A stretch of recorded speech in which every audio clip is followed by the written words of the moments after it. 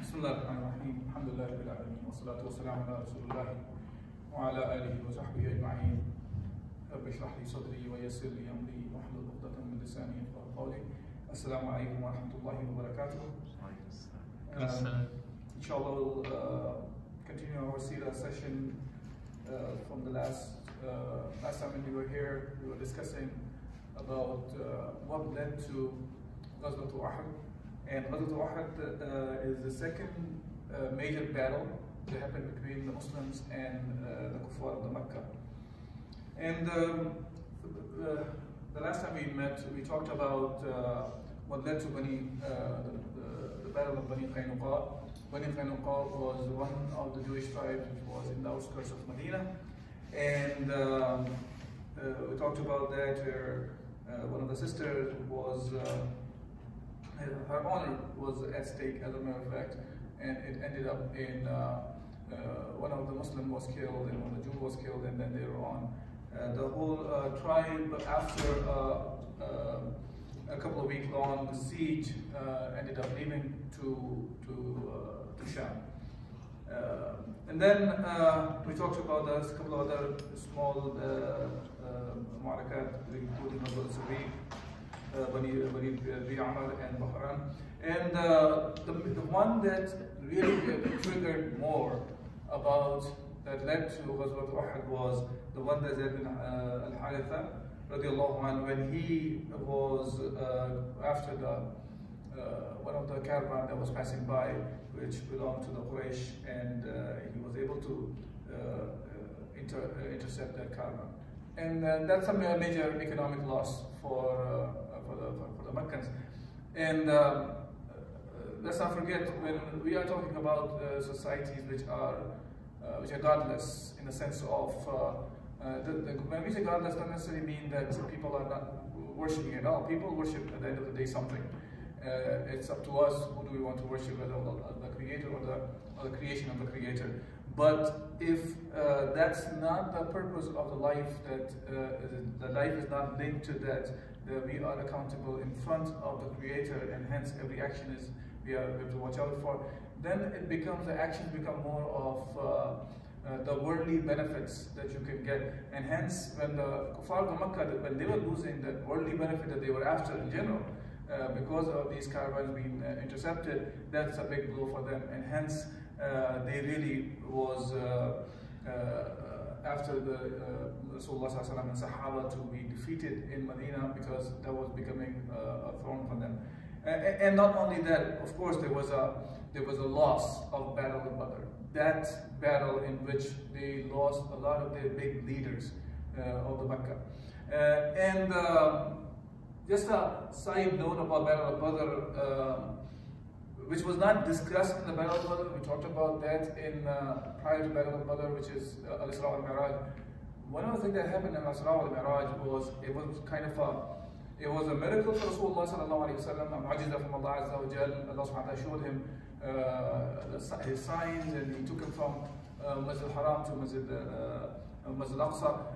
But besides that, out of this mu'jiza, which Rasulullah had to tell the people, it became a filtration process even among the Muslims as well. There were Muslims who were weak. They could not even accept that. They were already going through very difficult times. Now they had to accept that from Rasulullah that in the part of the night he was able to go on such a long journey and coming back. So they left Islam. And they left Islam, and their ending was with Abu Jahl in Badr. This is a side note, just to remember that how the things happen. Sometimes we think of it when the things are getting difficult, and that's not necessarily about from that angle, in life in general. A lot of times you think of it that when things are difficult, now for example, there's no way out or something. Many good things come out of it after you go through very difficult times. And that's what we saw in the life of Rasulullah and even other prophets, examples that we see in the Quran, we see the similar things. Now, so Badr was a great success for the Muslims, a great victory that the Muslims had in the Battle of Badr. And but that was also the Quraysh were, of course, they wanted to take the revenge against the Muslims for the Battle of Badr loss as well. And it was to that extent, the Makkans actually, they forbid mourning. You know, if you go back and look at the culture of the Arabs at that time, even nowadays in some of the villages and stuff where, because of Jahiliyyah, certain things happen, mourning is to the extent, you go and mourn for the people, they come to mourn for you or something. And they used to hire people to come and mourn for you. They used to hire people to, like a woman who, some people are hired, they come and they cry on your behalf. So, and that kind of a culture, and then they forbid mourning. You cannot even mourn your dead. Because of, they wanted to take the revenge of that. And even they said, don't give them a ransom to the Muslims, so they will not think of something, they will not get big, the heads will not get big, that they are able to collect the money from the Meccans.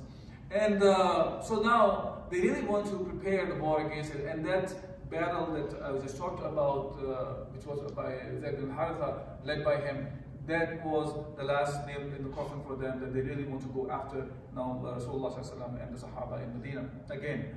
So start preparing again, and now this time the ones who were really pushing for this battle, this war, was Ikrimah bin Abi Jahl and Safwan bin Umayyah and Abu Sufyan bin Harb and Abdullah bin Abi Rabi'a. Now, if you look at these names, they themselves will show you why they were in the forefront of this battle now. Ikrimah was the son of Abu Jahl. So Abu Jahl was killed in Badr. Same thing you can say, Safwan bin Umayyah was the son of Umayyah bin Khalaf, another leader who lost his life in Battle of Badr. Abu Sufyan, of course, he's the one who had the biggest loss financially. And so hence he was after that, and Abdullah bin Abi Rabi'a, the same thing. So they all had the relatives they lost, and now they want to take the revenge. And now they start pushing, and they start sending people to different tribes of around the Mecca. And when they send those delegates to push them to fight against Rasulullah sallallahu alaihi wasallam, the two major supporters they found was the tribe of Kinana and Tihama. These were the two, and besides the other Bedouins from Ahbish and all of them, they gathered to fight against Rasulullah sallallahu alaihi wasallam. Now, because Abu Sufyan was one of the key players, and he was one of the richest people as well. So now here it was decided that the Prophet of the escape caravan headed by Abu Sufyan, which amounted 1,000 camels and 50,000 dinar, should be devoted for this preparing the army. Now, what is the equivalent of 50,000 dinar and 1,000 camels? 1,000 camels, even some of the camels, I was surprised. I was Googling yesterday, last night, to check what is the price of a camel.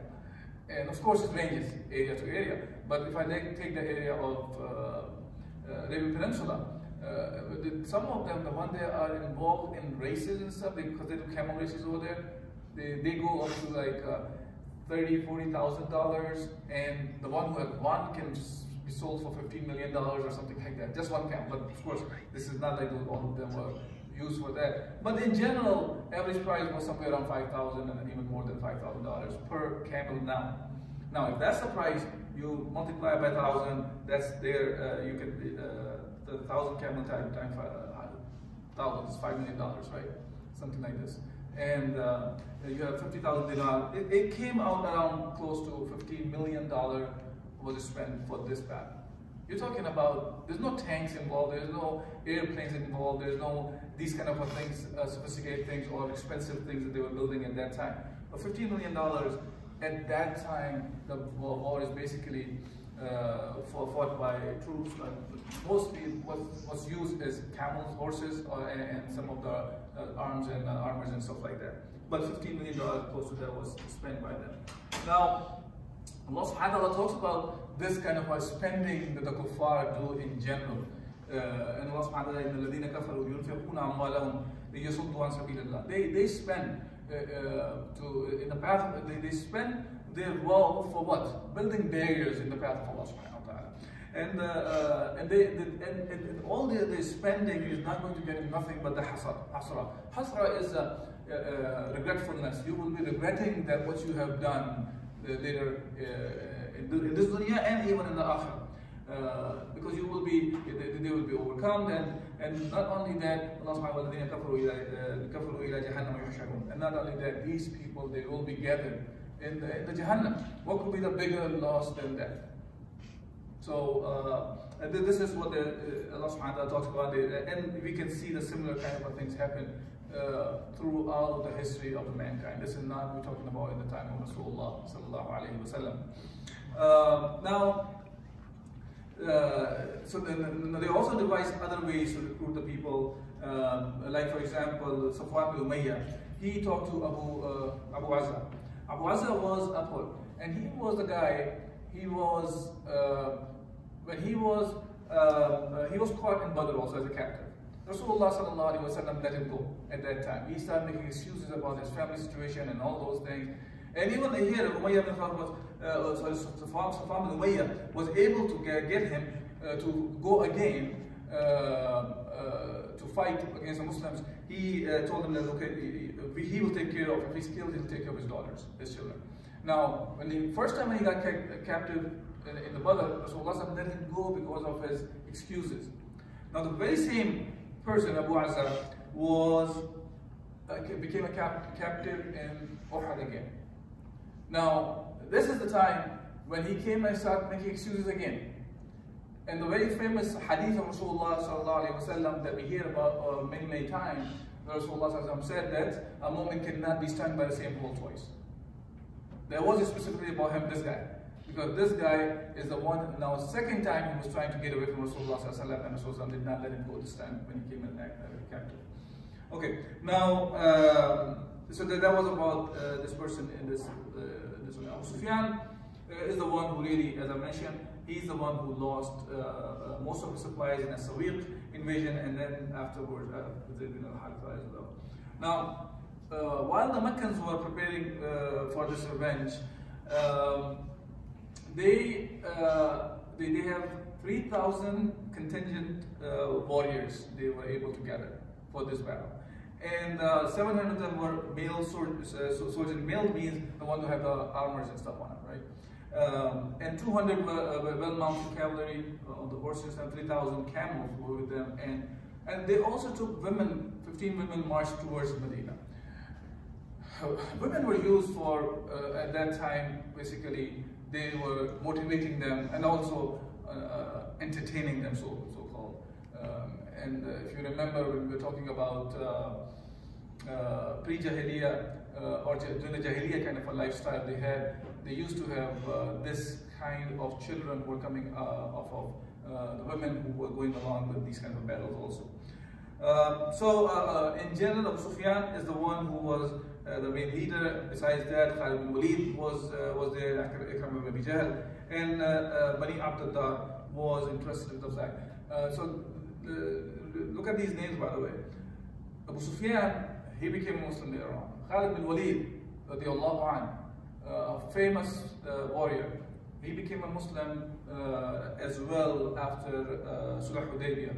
And so was Ikram bin Abi Jahl. He also became Muslim, but he became Muslim after Fatah Makkah, the conquest of the Makkah. So all three of them, later on they did become Muslim, and the Islam was good. I mean, Bani Abdullah, we talked about that in the past when we were talking about the family of Rasulullah sallallahu alaihi wasallam, when the main split that happened after Qusay, that he had two sons, Abdul Manaf and Abdullah. And Abdullah family later on, they became the flag bearers for the Meccans in general. Any kind of a battle would happen, they are the one who were carrying the battle for them. And carrying the battle had meaning, because they are the ones who are the leaders for the battle at that time. And we'll talk a little bit again as well later on. Now, Abbas radiallahu anhu, who was uncle of Rasulullah sallallahu alaihi wasallam, when he saw all this was happening, so he's the one who sent the information to Rasulullah sallallahu alaihi wasallam to let him know that Meccans are on their way to attack the Muslims. So he sent this information to Rasulullah. Rasulullah was in Masjid Quba, and when he received the information, now he started preparing Muslims here, and he started gathering them for fight against the kuffar.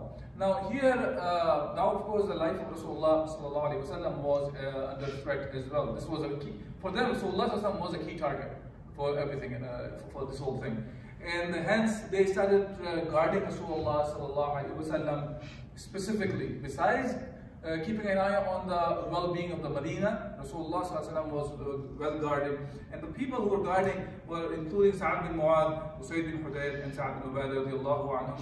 And these Sahaba were themselves, by the way, were the leaders of the Ansar. So they are not like some foot soldier or something you want to call them. No, they were the leaders themselves, and they themselves were protecting Rasulullah sallallahu alaihi wasallam. So on the other hand, the Meccan army on the other hand continued marching along the usual path, and among them was Hind bin Utbah. Hind bin Utbah, who was the wife of Abu Sufyan, and who lost her father and the brother in the Battle of Badr as well. When they were passing by the grave of the mother of Rasulullah sallallahu alaihi wasallam, she you can tell, like a very bad woman, the kind of a mentality she had. She said, let's dig up she was talking to the people, let's dig up the grave of Rasulullah sallallahu alaihi wasallam's mother. Just to dishonor, do something to make others angry. She wanted to dig up the grave. And even the kuffar, the one who wanted to attack Rasulullah sallallahu alaihi wasallam, they did not want to do that. This is the kind of the mentality this woman had. Of course, she also became Muslim there on. SubhanAllah, she became a Muslim, and Rasulullah sallallahu alaihi wasallam forgave her. Not only for this, even though this was not done, she is the same person who hired some Wahshi, one of the slaves, and her target was Hamza radiallahu anhu, because he's the one who killed him. Now, when he killed, and Wahshi also became Muslim there. SubhanAllah, all these people that names I'm mentioning, they were the spearhead in this battle, and then later on many of them became Muslim, including Hind and Wahshi, the one who killed Hamza radiallahu anhu. And Wahshi, after he became Muslim, he always had the regret on his head that he killed Hamza, uncle of Rasulullah sallallahu alaihi wasallam, which was referred as the Lion of Islam as well. And he's also referred as Sayyid al-Shuhada, the prince of the martyrs, Hamza radiallahu anhu. And later in his life, in the time of Abu Bakr Siddiq radiallahu anhu, he's the one who played a vital role in killing Musaylama Kadhab. Musaylama Kadhab was a false prophet. In the time of Rasulullah sallallahu alaihi wasallam, he claimed to be a prophet, and then in the battle, in one of the battles during the time of Abu Bakr Siddiq radiallahu anhu, he was killed by Wahshi, and he said that may Allah subhanahu wa ta'ala forgive him, now he has killed this guy because of what he did to him. Even though, of course, after you come into the fold of Islam, whatever you have done in the past is forgiven by Allah subhanahu wa ta'ala. But he said one of the statements that when he was in the Jahiliyyah, he killed the best, which was Hamza, and when he became Muslim, he killed the worst, which was Musaylama Kadhab. Just a side note. Okay, and then so they moved forward, and the army of the Meccans, they went to Wadi al-Aqiq, and they camped over there.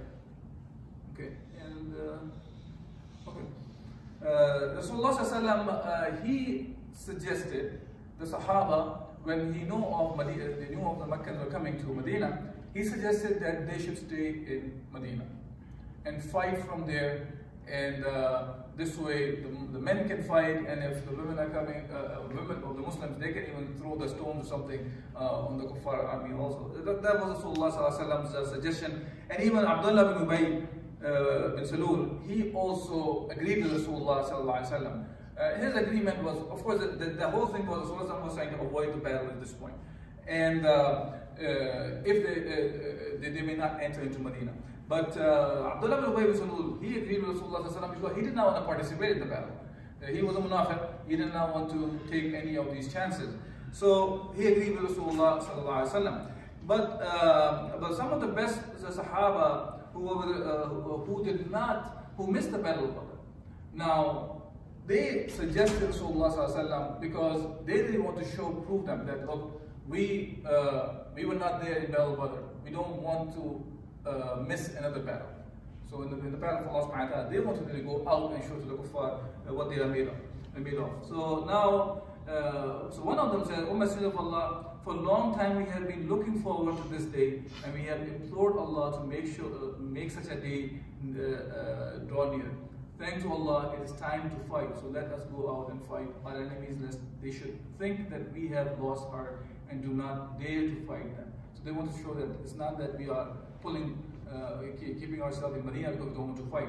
So now, this is one of some of the Sahabas, and these Sahaba included some of the great Sahaba, but because they did not know, some of them did not even know when Battle of Badr happened that it was really the battle going to happen.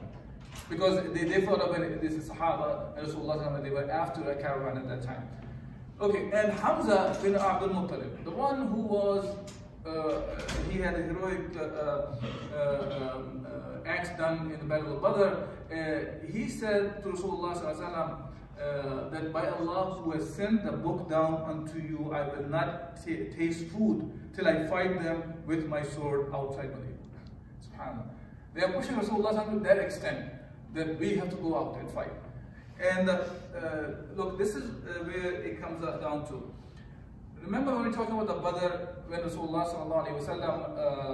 camped the army, and when the Sahabi came to Rasulullah Hubab bin Mundir, and Hubab bin Mundir came to Rasulullah, and he asked specifically to Rasulullah that if it was a divine order from Allah Azza wa Jalla to stay there, or it is just Rasulullah's personal choice, meaning it's a permissible action to camp the army there or somewhere else. And when he mentioned that it was not command from Allah, so he suggested something else, because if it's a command from Allah subhanahu wa ta'ala, then they would have not gone against it. Now here they understood that so it's a choice of Rasulullah sallallahu alaihi wasallam. It's not that it is commanded by Allah subhanahu wa ta'ala. Hence they started asking Rasulullah sallallahu alaihi wasallam to go outside of Medina. And based on that, when all this was discussed among the Sahaba Rasulullah sallallahu alaihi wasallam, they agreed, okay, we're going to go outside of Medina. And now Rasulullah sallallahu alaihi wasallam got on the minbar for the Friday prayers, and Rasulullah sallallahu alaihi wasallam urged the people in the khutbah to fight courageously. He said, if you remain steadfast, he said, you will be held by the power of Almighty. Then he commanded his men to make ready for the battle. Most of them were happy that they are going out. At the same time, other Sahaba, that included Sa'ad bin Mu'adh and Sayyid bin Hudayr, two of the major leaders of the Ansar, they realized that Sahaba were pushing too much Rasulullah to go out of Medina. Hence Rasulullah agreed on that. And while Rasulullah was getting ready, he was putting the armor on, they went to Rasulullah and they said, Ya Rasulullah, we think of it that we pushed you too much. Let's stay inside Medina, go by what was your first suggestion. And Rasulullah said, when the Prophet put an armor on, he does not put it down. So Rasulullah continued with the decision that was made to go outside of Medina.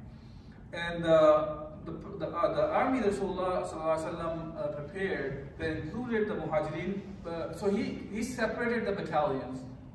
He separated the battalions that included the Muhajirin were separated from the Ansar, and the Muhajirin were under the command of Mus'ab ibn Umair radiallahu anhu, and Ansar were under the leadership of Usayd ibn Hudayr radiallahu anhu, while the Sa'us and the Khazraj were under Hubab bin Mundir. Hubab bin Mundir is the same person. Remember the one gave Rasulullah some suggestion about the battle strategy, and you will see that in Khaybar also. He is the same person who gave the suggestion to Rasulullah and Rasulullah followed his suggestions.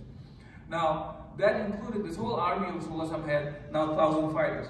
Now compare that. In Badr, Sahaba was somewhere close to 300. Some numbers say 313, some say 317. Whatever the number was, it was around 300. Now the army has got bigger, and it was about 1,000 fighters were there. They were ready to, this is specifically they were going for fighting now. These 1,000. Rasulullah even prevented some of the Sahaba not to participate because they were too young to be fighting. So the ones who were young or too old or handicapped or something, but they didn't want to go and take part in these kind of activities, and Rasulullah actually pulled them back. But there were 1,000 fighters, and 100 of them were armored, another 50 horsemen, and he appointed Abdullah ibn Maktum to lead the prayers while he was not in Medina. Again, leading the prayer here is not only leading the prayer, he is the caretaker of the Medina in the absence of Rasulullah sallallahu alaihi wasallam. Now, what I want to show you is the number increased from 300 to 1,000 in about a year period of time, because the battle of Badr happened in the Ramadan of second year after Hijrah.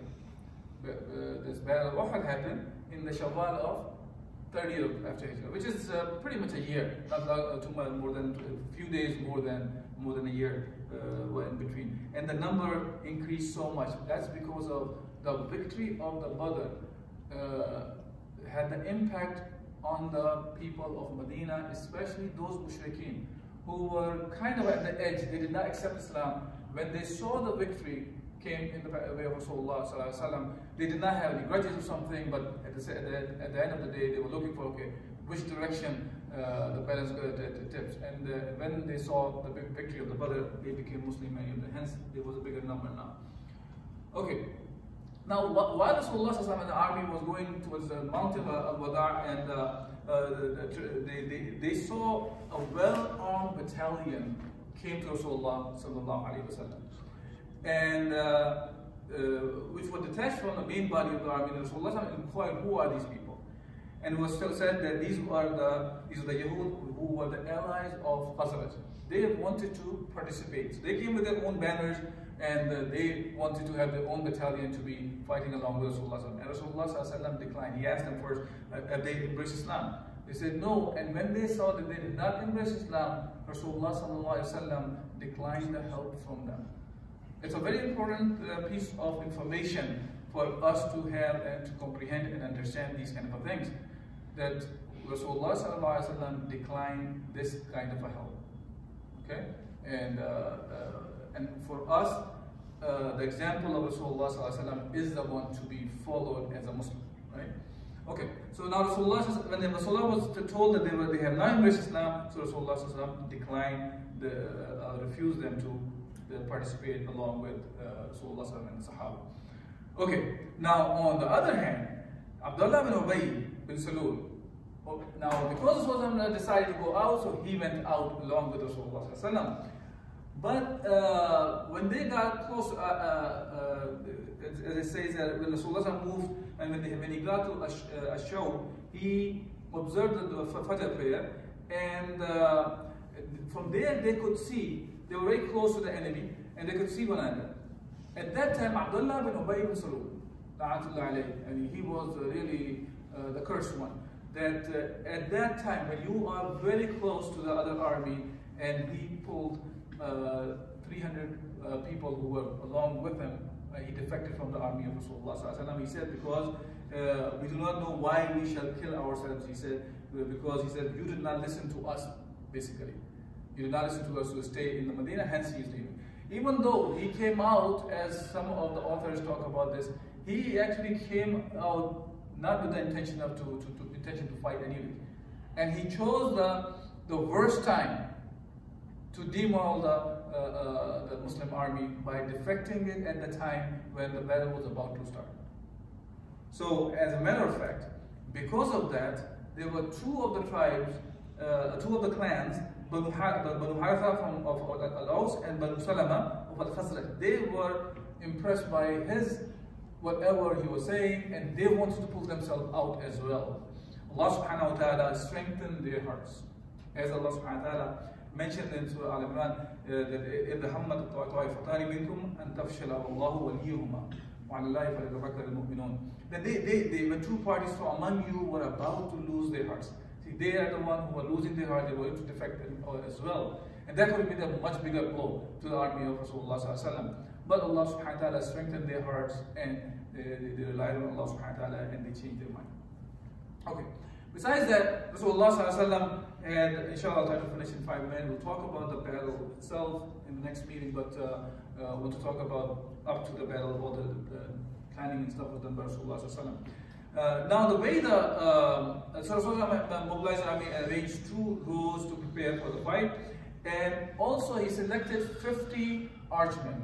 50 archmen under the leadership of Nu'man al-Ansari, Abdullah bin Jubair bin Nu'man al-Ansari, and he gave them very specific instructions to be in a small mountain, and there was a valley that was the only area that was left unprotected, because the kuffar could have come from the back and attacked the Muslims from there. So Rasulullah put them those 50 archers, and he gave them very specific instructions. And many of the books of hadith discuss that. And he told them, drive off the horses from us by means of arrow, unless they should attack us from the behind. Whatever, and he says, whether we win the battle or lose, stand steadily in your position and mind that we are not attacked from your side. So that was the main thing their job was. Their job was not to participate in the battle besides that. Only make sure ward off any kind of attack from that side. And he actually said also, defend our backs if you see us slain. This is very interesting that the wording is also put it together. Do not come to assist us if you see gaining grounds. Do not share us. And he said, if you see us snatched into pieces by birds, meaning we've been killed, and the birds are coming and eating from our bodies. Even in that case, do not leave this position of yours until I send for you. Meaning until Rasulullah say, you can move, then move. Otherwise, don't move. And if you say that if you see that we have defeated the enemy and trodden on them, do not desert your position till I send for you. See, in all those situations, Rasulullah said, do not leave. You have to wait for my command. And subhanallah, that became the problematic time for the army. And these are the Sahaba, they made the mistake because of which many of the Sahaba were martyred, even though, as a matter of fact, even Rasulullah's life was in danger during this battle. Okay, then Rasulullah made assignments to different people, including the right wing was appointed to Al-Mundir bin Amr, and the left appointed Zubair bin Awam, and he was also held by Al-Miqdad. Zubair's function was to stand fast in the face of Khalid bin Walid. Look, Khalid bin Walid was known to be a furious fighter in the Jahiliyyah and even in Islam. And if we say it, when we will see the outcome of Uhud, we'll realize that even though in a sense Muslims still were able to overcome the kuffar in this battle, but the loss that happened to the Muslims was much bigger than the kuffar in this battle. And so from the loss perspective, we can see, you may think of it, the kuffar won this battle. And from that angle, they say, Khalid bin Walid never lost a battle in Islam or in Jahiliyyah. This is one of the great battles that he was in the Battle of Mu'tah, where he was, after the battle, Rasulullah gave him a title of Sayfullah. Sayfullah meaning the sword of Allah subhanahu wa ta'ala. And the kuffar later on, whether they were Romans or Persians, they were so scared of Khalid bin Walid. They used to think that there was a battle that was descended from Allah subhanahu wa ta'ala, and this is there's a sword was descended for Khalid bin Walid, and he fights with that sword. Hence, he was winning all the battles, and that's why he's called Sayfullah, because of carrying some divine sword or something. Now, that was not the case, of course. It was just him himself was referred as Sayfullah by Allah subhanahu wa ta'ala. Okay. Then Rasulullah, of course, okay, so this battle happened on the 7th of Shawwal, the 3rd year after Hijrah. Okay, and then when he was preparing and encouraging the Sahaba, Rasulullah, one of the ways he used to encourage the Sahaba was, he took out a sword and he said that who's ready to take this sword and give it its proper due? The Sahaba like Umar al-Khattab, Ali bin Abi Talib, Zubair bin Awam, these were great fighters as well and great Sahaba. They asked for that, but Rasulullah did not give it to them. And then it was given to Abu Dujana Sammak bin Kharsha. And he asked, Ya Rasulullah, what is its price? Because he said that the proper due has to be given. So Rasulullah said, is to strike the enemy's face with it till it was bent. You have to hit it so hard that the sword will bend. And Abu Dujana says, "Oh, inshallah, I'll take it for this price." And we'll see later in the battlefield how he fought. And subhanAllah, Abdurrahman bin Auf radiallahu anhu, he gave the witness that he saw him the way he was fighting, and he was, we'll see inshallah when we get to that point. Now here, Abu Dujana, he was famous for his red bandana. He put the red bandana around his head, and he started walking in a, like in an arrogant manner. And that was more to put the fear in the hearts of the kuffar actually.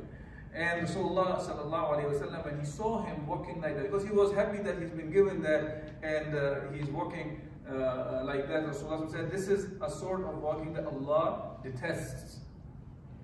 Allah detests, except in such a situation." And Rasulullah approved of his action like that. Now, Meccan army, there was Khalid bin Walid was one of the leaders, right wing, Ikramah was the left wing, and Safwan bin Umayyah. Remember, these are the three, besides Abu Sufyan, who were main perpetrator of this battle, and of course the main leadership was Abu Sufyan. And the last thing we'll talk about is Bani Abdul Dar, who were the flag carriers. And when they were given the flag, now Abu Sufyan even teased them, because he reminded them of Badr. The Nadr bin Harith was a captive in the Badr, and he said, "Don't be like them. You're given this banner, so make sure that you pay the price for this banner." And they got so angry, Banu Abdul Dar people, they were about to attack Abu Sufyan for making their statement, kind of humiliating them or degrading them. So, he said, you want us to deliver you the custodianship of the standard, meaning that tomorrow you will see in the fight. And they really did. Of course, they were kuffar, these people, each and every one of them, they stood fast, and each and every one was killed in the Battle of Uhud. Okay, I think this is the last thing, yeah, okay. So, moving back to... Last thing the kuffar of the Makkah of Quraysh they tried to do was some political maneuvering. First they reached out to Ansar, and they tried to say that leave us alone to fight our cousins and do not interfere. If you stand aside, we will not fight you. For fighting you is not our target of ours. Meaning they're trying to create some sort of, like asabiya among them. Some sort of a tribal kind of a thing that worry about your own selves. We have nothing to do with you. We're not here to fight with you. We are fighting our own people. So leave us alone. And of course, the Ansar, they gave the bay'ah to Rasulullah sallallahu alaihi wasallam, and they were fulfilling the bay'ah that they will support Rasulullah sallallahu alaihi wasallam until they themselves died. Okay. Then when they were not able to be successful here, now they went to another person named Abu Amr bin Sayfi. Rasulullah called him Abu Amr al-Fasiq, al-Fasiq, because he is the one who was a kafir and he did not accept Islam. And now they used him because he was from the tribe of Aus, and they reached out to him. So go fight from our side and call your people out of the battle. And he tried to do that in the battle, and he said, "O kinfolk of Aus, I am Abu Amr." So their reply was, "No eyes of anybody shall be consoled by viewing you, O Fasiq." And so they called him Fasiq, and they actually fought against him in this battle. So that even political maneuver did not work. Next part, inshallah, will be, which is a little bit longer. So we'll cover next talk, which is about how the battle happened and the result of the battle, inshallah. We'll stop the talk for today here, and if there's any questions, inshallah, we'll try to answer if I can, or if there's any comment.